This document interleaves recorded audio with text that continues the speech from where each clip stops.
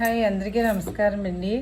10th class విద్యార్థులకి శుభవార్త ఏంటంటే, మొన్నే కదా పరీక్షలు అయ్యే వాళ్ళకి వాల్యుయేషన్ కూడా మొదలవుతుంది. వాళ్ళకి ఎస్ఎస్సి బోర్డు ఆర్డర్స్ జారీ చేసిందనమాట. ఏంటంటే వాళ్ళకి ఎగ్జామ్స్లో హిందీలోను ఇంగ్లీష్లోను కొన్ని డౌట్ఫుల్ ఆన్సర్లు ఉన్న క్వశ్చన్స్ ఇచ్చారు. అందుకని చెప్పేసి వాళ్ళకి మార్కులు ఇవ్వాలని నిర్ణయించింది అనమాట. కాకపోతే ఏంటంటే ఆ క్వశ్చన్స్ని వీళ్ళు ఆన్సర్ చేయాలి. ఆన్సర్ చేస్తే మాత్రమే వీళ్ళకి మార్కులు ఇవ్వడం జరుగుతుంది. ఆన్సర్ చేయకపోతే మార్కులు ఇవ్వడం జరగదు. అవి ఏంటంటే హిందీలో అలాంటి ప్రశ్నలు 2 ఇచ్చారట, అందుకని 2 మార్కులు.